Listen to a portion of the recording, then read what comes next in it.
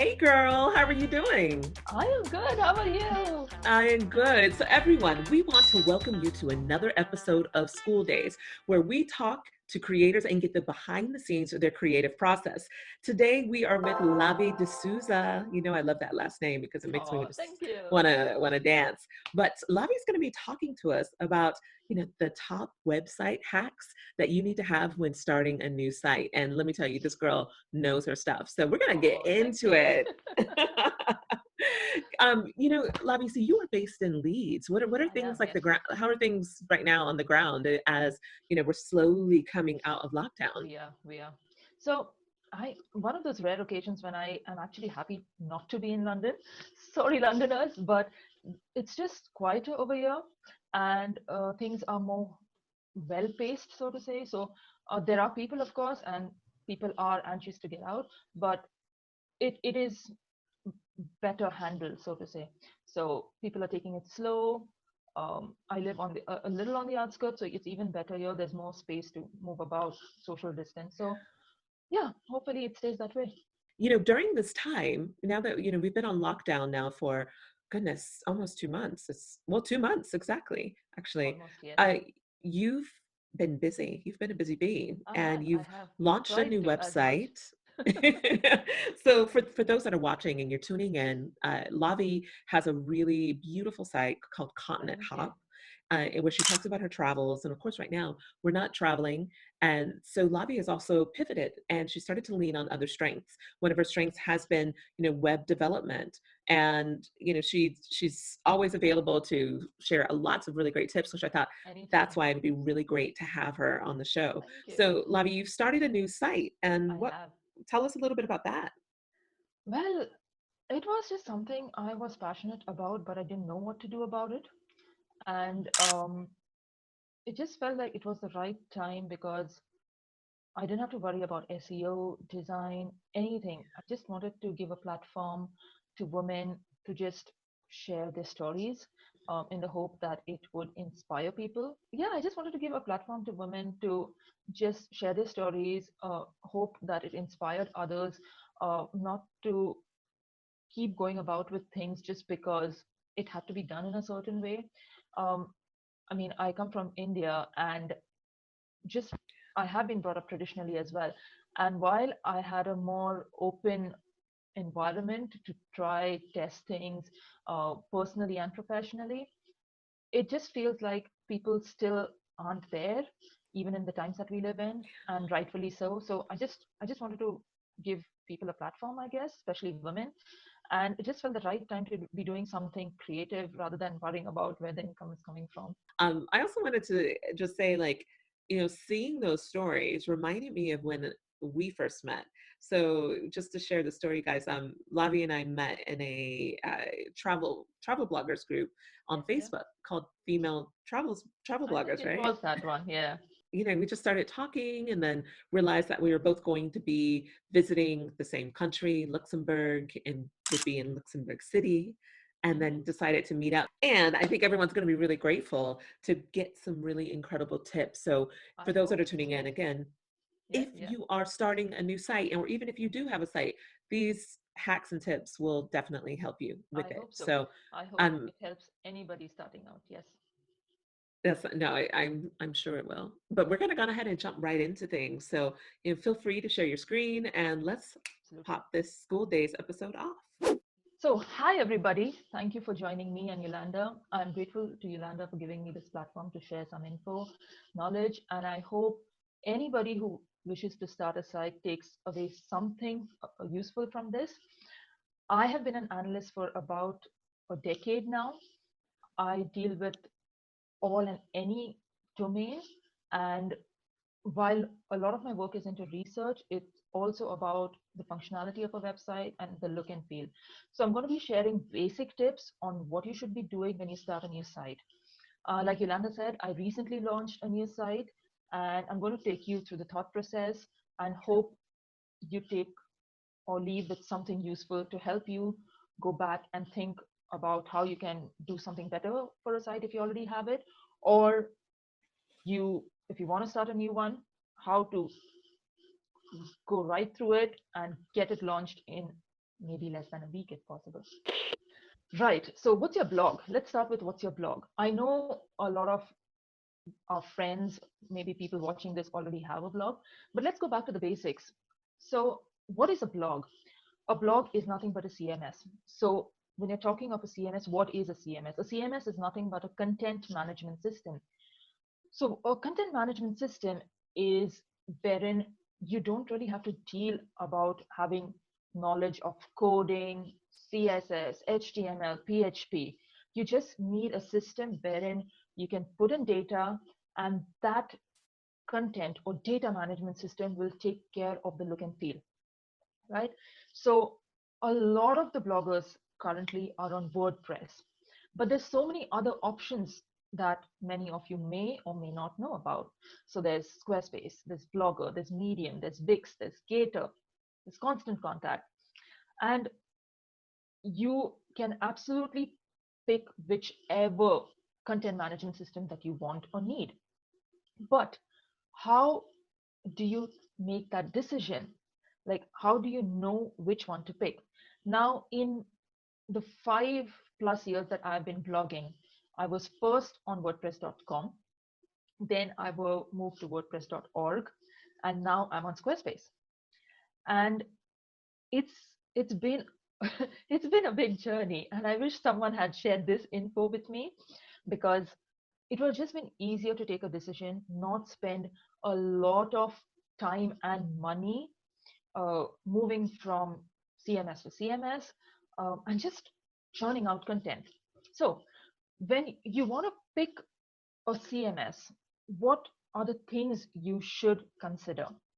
Now, the things you need to consider are, firstly, how at ease are you at using or working on websites? What's your budget? What is the purpose of your blog? So, what are the things you need to keep in mind when choosing a platform? Now, if you go with WordPress, you can self host it. You can pick a variety of hosting platforms to host your site. You can have a store, you can have membership options, you can have backups that you can take depending on your hosting platform, and it is quite secure as well. But the things you have to keep in mind is that when you're talking of backup and security, it may depend on the hosting platform. So that is something that you may not be able to control. When you go to WordPress.com, the difference basically is that it is simple, but you have a limited number of templates. You have you can't use many plugins. You can't customize the design. But if you want it free, you can have it as a subdomain. So, for example, if I want my site to be called lavinadesouza.com, then it would be lavinadesouza.wordpress.com if it's going to be a free site. If I don't want that, I need to buy a domain name. I probably have to buy it from one of the domain hosting sites. Or if I want it free, I can just probably continue with that. It limits a lot of things that you can do. If you pick Squarespace, there your templates are free to use. You don't have to buy a template ever. You don't have any plugins, just like WordPress.com, because Squarespace again is hosted on its own hosting servers. But there are innumerable templates, limited options to design, but it's probably one of the easiest platforms you can get started on. Then there's Medium, wherein if you just want to write about something, all you need to do is go open a Medium account, and that is it. But you need to keep in mind that Medium, Blogger can, these are hosting platforms that can suspend your account anytime. They are not owned by you. So, uh, and if you think about it further, even your followers, your articles that you should probably be owning are not really owned by you. All your data is owned by Medium. So they can suspend your account anytime, and your website or subdomain doesn't exist anymore. So you've got to keep all of these things in mind when you are considering which platform you are going to sign up for. So, yes, so once you've decided as to which CMS you want to pick, and you've taken all of these factors into consideration, uh, keep in mind a few things you have to not forget, so to say. When you're considering a platform, you have to keep in mind that when you're talking of pricing, a lot of the hosting platforms will give you a discounted rate or a free for a couple of months rate. Keep in mind that you make a note of the date you will be charged the normal fee, uh, what are the pricing uh, platforms you can choose, so to say. So if it's basically fully supported, partial support, email support, uh, the backups that are being taken, are they every day, every week? What is the level of control? So basically, can you go in the back end and make changes to the code? And if it actually provides monetization options, so whether you can use plugins, or uh, are there any issues that would hamper when you actually think of monetizing your site? So keep in mind all of these things, and we will go and talk about them further. So once you do have all of this, you now have to consider a hosting platform. So when you're talking of a hosting platform, the biggest question you have to keep in mind is whether it's a hobby or a business. So if you are considering it as a business, you have to think of monetization at the very beginning. So things like Shopify, uh, e-commerce, how do they fit into your site? How uh, do you have to use plugins? Does the theme support it? Do you need to create subdomains? All of these things have to be considered. And then again, like we've spoken a few times now, the pricing, whether, and when you're considering a hosting platform, please keep in mind to take opinions. Go to groups, go to Google, uh, consider joining a few Facebook groups and asking people what has been their uh, uh, feedback about using a certain hosting platform. More often than not, there are certain things that you may not even know or notice when you sign up, because everything looks really great, but then suddenly you have caching problems, and then your host, your provider is telling you, yeah, sorry, we only clean the cache a couple of days, and if that's the amount you need to cache, you will need to upgrade. So you got to keep these tips in mind, and the best way when you're choosing a new platform is asking around, asking fellow bloggers, creators, what are the pros and cons of signing up. External help, support. I can't stress enough about this. I meddle on my site a lot, and if anything goes wrong, be it because of you or any like traffic overload or anything else, you need a human to talk to. It is super important that they take you through it. Not everybody deals with tech. To be honest, I myself am not completely a developer. I am an analyst. I do know how to code to a limited extent, but you do need a person to help you get your site back live or help deal with issues that are super important. And then in the end, you need to consider factors that are important to you. For me, design is important. So I spent ages buying themes, realizing they didn't work for me, then switching it again, then buying another one. Wherein I finally realized that because design was important to me, I spent a lot of time just doing that. I was not working on content, I was not working on monetization or any other things, like probably just growing my email list. That's what I did. So probably it would just have made sense to just start off with Squarespace in the first place, because I love the white space, the grid layouts, the ease of use, the access to free templates for lifetime. Hello. So all of these things would have just been an easy choice for me, but I didn't consider all of these things in the first place. I just started out, yes, it's a hobby for me, because I didn't know you could turn it into a business. This was 5 years ago, but I'm pretty sure a lot of people still feel the same way. So you have to consider all of these things when you're starting out. You have to give yourself space. uh, to incorporate that if and when you want to change it into a business, there is scope for you to do so. Absolutely. I mean, so you really do bring up some really important points here. You talk about Squarespace versus WordPress. I know Yes, you brought up many others on the previous slide, but right now I feel like in terms of content creation, outside of like Wix, but yes, uh, yes. a lot of content creators are having to choose between the two. Yep. And what would you say would be kind of the medium investment on both sides, monetary investments that might also help weigh decisions? So it took me a year to decide whether I wanted to move to Squarespace. WordPress has a steep learning curve, but if you do start with WordPress in the first place, you probably can use any other platform and it would be absolutely easy to do so. So Squarespace Okay. is definitely easier to use than WordPress, but the reason, if you want to have complete control over your site, wordpress.org and not .com. So the fully hosted WordPress is the way to go. There's plugins, so you can literally do anything and everything with your site. There's a lot of templates. Keep in mind they're not free, and the monetary investment totally depends on the hosting provider. So, for example, if you were to sign up with SiteGround, for the first year, your investment would be as low as probably $3 a month. But that is just for a certain number of site visits and a certain level of support.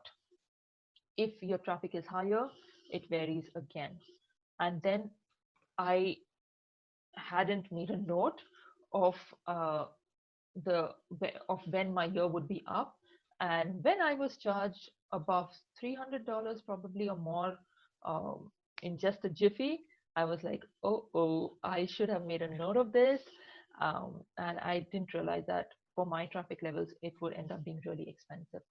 As with Yeah. Squarespace, they just have just uh, a few plans, and you're free to pick any one of them. There is no limit on your traffic levels.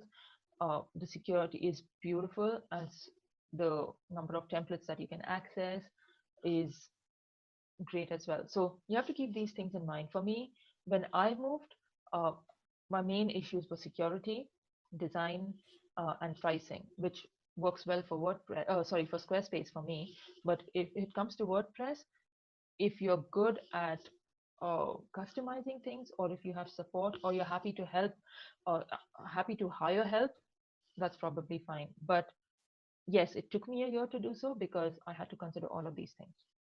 Well, I know if we ever decide to migrate, I know who to talk to, because that was Anytime. one thing when I built other sites on WordPress when we first launched the blog. So it felt very natural to be able just to go ahead and use WordPress. But I was always intrigued by Squarespace and the look of Squarespace. But I was always a bit, the only thing that I felt like that kind of derailed me was the fact that I always thought, oh, well, I have to pay 20 something dollars a month or something to have Squarespace when I don't have that with WordPress.org. Yeah, But then absolutely. every year, like you said, your what you have to pay your host is rising every single year. It Yeah, rises up. So people need to make sure if they're going WordPress, factor like that in. factor that in and make sure they get like the 3-year package, to start off with Yeah, and yeah, lock in that lower price. I don't know. absolutely. So you have to keep that in mind. Think of it in future as to how much you'll be charged, whether it makes sense, or it would just probably, if you space it out evenly, whether just starting off a little high would make sense in the longer run. So Hmm. it No, depends. that makes sense. Yeah, with WordPress.org, it totally depends on the hosting platform you choose. So there's that. Here's the thing about Squarespace, and one of the other reasons why I was a bit hesitant about it, but Mhm. I was told that the SEO on Squarespace is not as intuitive, meaning that if you have a Squarespace site that, Google kind of looks down on you, it doesn't reward you as it might a WordPress Not site. Is that really. true? Not really. So with Squarespace, you need to know your SEO really well. probably even advanced SEO. The difference between WordPress and Squarespace is that WordPress probably gives you the tools to help you out with SEO. So there's Yoast, which some people like, some people don't, and probably Tamiko covered it as well in the SEO session. So while it's a great checklist to have, you need to know the basics of SEO and where things, your keywords, the layout, your content, everything needs to fit properly. And Squarespace gives you the locations, like the actual locations to put in your metadata, your URL, all of that, but it Mhm. won't give you plugins to do that. So you need to know your stuff well. Yeah. For me, while I knew what I was signing up for me, it was just a jump to ensure I actually delved better into SEO so that I could handle my posts well. Mm. While it is, some people are quite hesitant about SEO, to be honest, my rankings have gone way higher once I moved to Squarespace. Wow. So yeah, a lot of my posts are on page one. uh, I have no clue whether it was just because of me, doing better at SEO or the switch, but yes, they are on page one, and it really hasn't affected because of the Amazing. switch. Yeah, the ones that were are still there. So, yeah. It's great. But I think it's important to say, you just said, like, you have this SEO knowledge, Yes, which really does help. So even if you were to move to Squarespace, it doesn't mean for people that their sites automatically the rankings or they'd be on exactly, page one. exactly. It's because you do have this knowledge and you can apply it Yeah, you well. need to know. So Yeah, yeah, you need to know what you need to do in SEO and where exactly that needs to be done, whether it's Squarespace or WordPress. So as long as you know absolutely. what needs to go where, you're fine. Amazing. Thank you for that. No, no, absolutely. Feel free to interrupt me anytime because I know there's a lot of jargon here, and as it needs to be clear for anybody to just go on, okay, I'm starting a site today. So, all right. No, it's good. That's good. Awesome. So the next thing that you need to do is have a template. So WordPress.com, .org, Squarespace, Wix, uh, all of them have templates. A lot of them are free. It depends on what you want out of your template. Now, your template. So when you're talking of your content, you need to first think about what should be the highlight of your content. So there are some templates that work beautifully for images, some that work excellent for blogging, some just highlight text in a magazine style or a newspaper layout. So you need to first narrow down as to what template you would like your site to look at. So because the Mhm. template is literally your site, it is basically how you're going to customize your site to look like. Once that is done, then come the technical bits. You're talking responsiveness. So what is responsiveness? Basically, it is when you resize your screen, how does your content look? But is text getting cut off? Are images getting cut off? Do you not see sections at all? So you have to keep that in mind. It is also about browser compatibility. Again, if some use Safari, some use Firefox, some use Chrome, you have to keep in mind that not everybody serves content the same way. So certain things may look different on different browsers. And when you're talking of responsiveness, of course, your website is going to look different when you view it on a mobile rather than a laptop screen or your Yeah. computer screen. So these are very important in the current times because a lot of people are accessing your content via the phone. People are moving from Chrome. Some are just happy to use Safari because they use Apple products. So you have to keep in mind that when you're choosing a template, these are things that you absolutely consider. The best way to do that is actually go to the demo site and check how and access it from various browsers, access it on your phone and see how it looks. That's the best way to do it. Then you go to speed. Now, here's a tip or a hack or whatever you want to call it. There is a plugin in Chrome, and when you're accessing the demo site, when you're seeing a template, install the plugin called WooRank and see how what's the speed score on that. Consider all the factors it shows you and make a decision. Is the speed good? Have you checked it on all browsers? Is it responsive? Does it look good on your mobile? And then every template that you purchase will have updates, will have security issues, and it will come with support. And then again, as we spoke about SEO, whether it is SEO friendly, it gives you options to add your metadata, your headings, your titles, whether you can change it, how easy it is to do that. All of those things need to be considered. And then finally, the plugins. If you're on WordPress, the plugins are applicable. If you're not, they're not. So does it provide plugin support? Do the plugins always need to be updated to the latest versions? So all of these things need to be considered when you're choosing a template. In terms of suggestions for templates, uh, I usually picked whatever looked great and was responsive, but I used to then tweak things by using plugins like Elementor.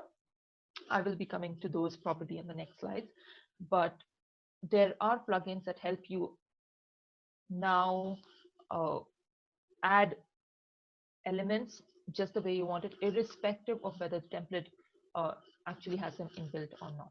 So these are the things you need to be considered when choosing a template.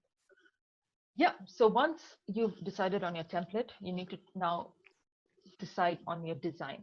So by design, you'd be thinking like, sorry, but I just sorted my template. What do I need to think? You need to think of your brand colors. And the best way to get this sorted is via Canva. You can pick your color template in Canva, pick the colors, get the hex codes for those colors so that every time you're setting up links, buttons, they're all synonymous throughout your website, and you have access of those colors in Canva sitting right there. You can set up your fonts, which fonts work for you, which family of fonts you want, and have them again set up all throughout your site so that the headings on one page are not different to the other. Your logo. Another tip for the logo, if you're not really sure at that point wherein you're like, do I even need a logo? Go on Fiverr. There are many options for cheap that you can commission someone to work on. And then the look and feel of your images. Uh, Again, it is really important because photography may be important to some and not to others, but it helps stress, gives stress on your content, and humans are visual. So as long it does, your photography doesn't need to be exceptional, but having a consistent layout of images on your site really helps retain users. So now we move on to personas. So what are personas? Personas are nothing but your users. So over here, this is just an example of someone called Eleanor. So for me, I talk about travel, food, and culture. So for me, someone, my ideal persona is basically someone called Eleanor, who's located anywhere in the world with disposable income, with any status, and who just likes traveling when she has days off work. Her holidays last 3 to 14 days. And then I go through Eleanor's needs and goals, activities, motivations, and pain points. Now, why do you create a persona? A persona is a very important aspect in UX because when you have a persona made, you are basically ensuring that the content you churn out is customized to this person, and you are helping her with her pain points. You are motivating her to become a buyer persona. So this is a user persona. The difference is a buyer persona wherein you want Eleanor to convert from a user persona to buyer persona if you plan to sell products. So Eleanor has needs like holiday planning, unique experiences, getaways, activities like city walks and photo tours. And then what are her motivations? Cultural immersion and a variety of food. And then your website should be the answer to ensure the pain points that Eleanor faces are answered by the content on your website. Now we're talking a little technical things. So we're talking of mocking it. So what are we talking of? So this in technical terms is a wireframe. So when you're talking of a wireframe, when you're designing a site and you want to completely change how a page or something looks, rather than randomly throwing elements and seeing how it looks, mock it. So this is a site called mockflows.com. It's free to use for one project and a couple of pages, I assume. Nice. So you get all the elements that you would have and need to use uh, on the left hand panel, and then you see how certain elements look. Do you want a slider? Do you want a grid? Where should the blog post go? And when you keep in mind all of this and mock it up, you have a dummy page ready to go without spending a lot of time on actually customizing all the elements on the site. And if you're happy with it, you can then just go and get it implemented in your template. So Amazing resource. exactly. So over there, you can actually customize where your header should go, where your slider image sliders should sit, whether you want a static image on the top or the slider should sit down. This actually, there are a lot of sites that you can create mock flows of, from basic to advanced, from free to paid, and these are amazing to actually uh, envision how your page or your site should look. Super important is the other vitals, analytics and socials. So, as I spoke before, if you don't know whether you want it to be a hobby or a business, keep some space for you to uh, go about and change things if needed. So, another thing that you should be keeping in mind is the feasibility to export your content, which I did when moving from WordPress.com to org to Squarespace. Some of my friends have done when moving from Wix or Blogger to WordPress or Squarespace. So keep in mind that it is going to be really tiring if you have to recreate each blog post or each piece of content piece by piece. Leave space and check whether it is feasible to export from one platform to the other, as also from one template to the other. And then once you have the design and the look and feel and your customer base set, you have to set up analytics. Again, probably something Tomiko must have covered, but make sure that irrespective of whether you plan to monetize your site or need to depend on traffic or check traffic levels, verify it in Search Console, place the Google Analytics code in the header, or if there's a space for it in certain CMSs, and create a sitemap and submit it to Google to crawl your site. Very important, helps you understand where people are going, what they see, what they like. Super important for SEO. And then in terms of your socials, ensure that as soon as, even before you choose a hosting platform and design, as soon as you think of something, have an idea, think of what you'd like your space to be called, and go and secure handles for it on every platform imaginable. Pinterest, Facebook, Twitter, whatever you'd like it to be available on, go and secure them. Apply for rich pins on Pinterest. Rich pins are basically make your content look amazing on Pinterest. You can track stuff in the background in Pinterest. And then another important aspect is place the Facebook pixel code on your site. Why is the Facebook pixel code important? Because you can then run ads and possibly see how your website would look on the social media platforms, especially Amazing. Facebook. So this is these are the other things you need to consider other than how your site should look and where it should be hosted and what needs to be done. And then your content. So, and then in terms of the layout, again, your content, when a person lands on your homepage, they need to be able to see what you offer, what it is that they are getting when they come to your website. A little about you. Why are you producing the content, and what makes your voice and what you're producing unique? Why should they stay on? Your homepage should have all your cornerstone content, all your categories of content that you're producing. Email opt-ins. So by email opt-ins, basically your lead magnets.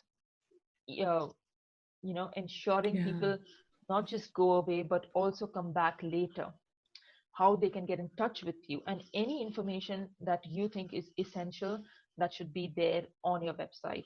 So your homepage should have these key essentials.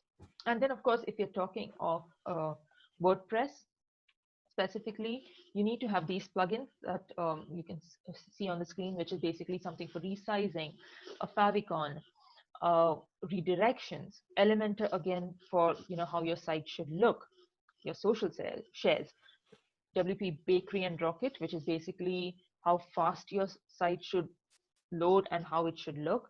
And then again, WooCommerce if you want to sell products on your page. Small but important things that are really important.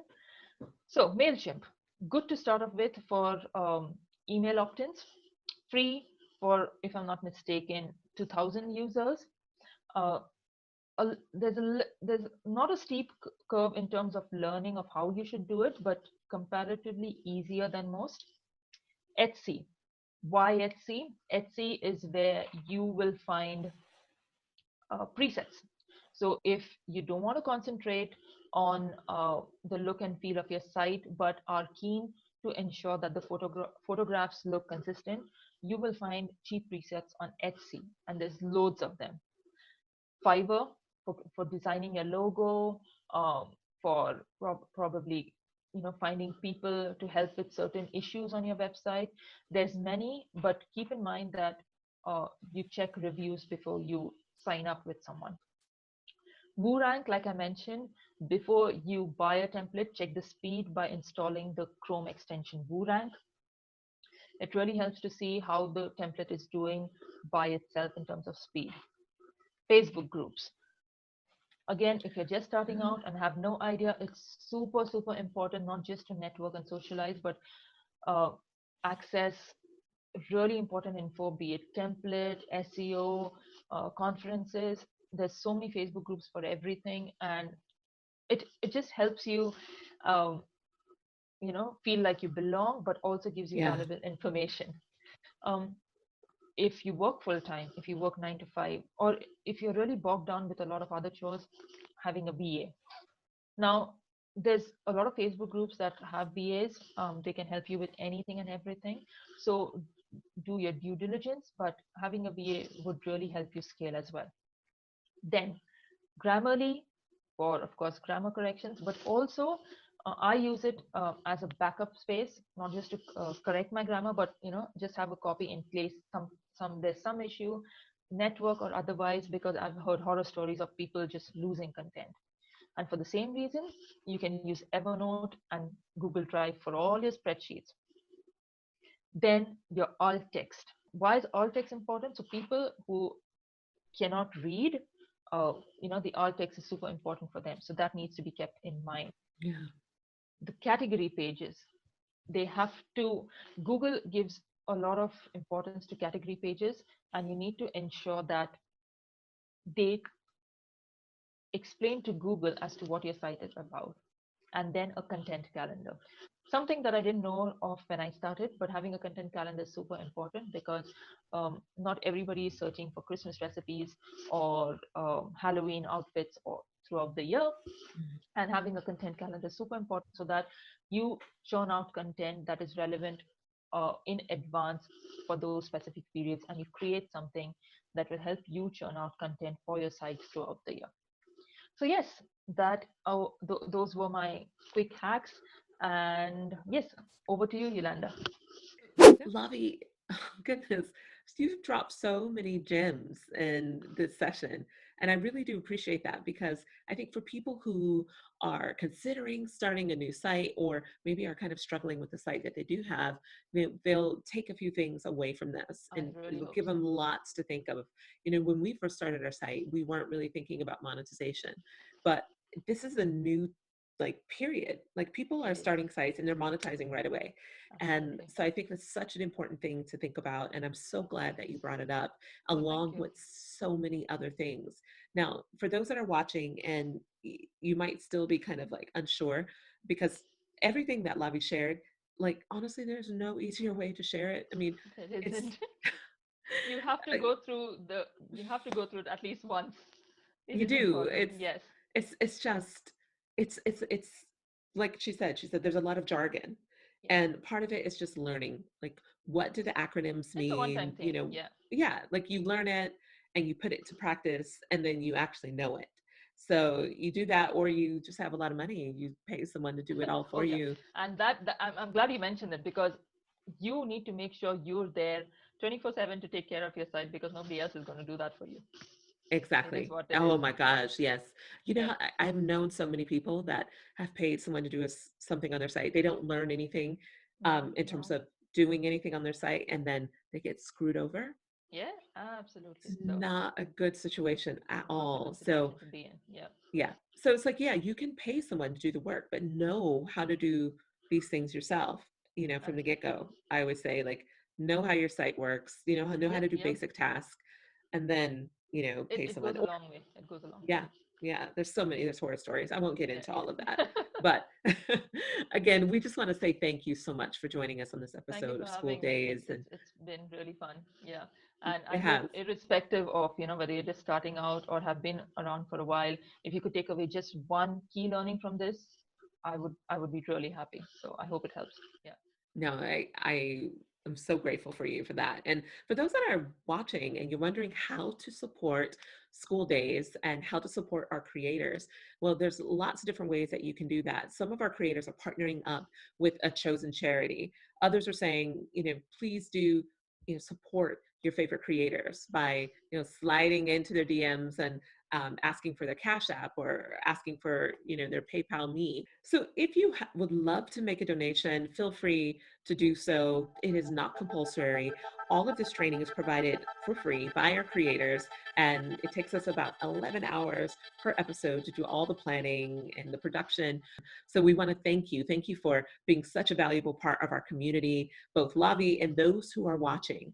So we're going to be signing off here. Next week, we have a really incredible episode lined up. We're going to be talking about storyboarding for creative projects.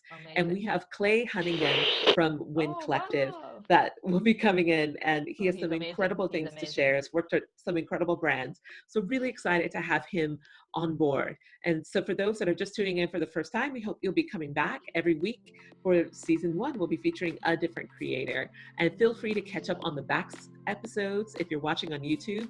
Make sure you subscribe below for updates, and feel free to give this little episode a like as well if you learned something here. Thank you for joining us on this episode of School Days, where we learned the behind the scenes from creators on their creative process. So see you next week on another episode. Bye. Bye.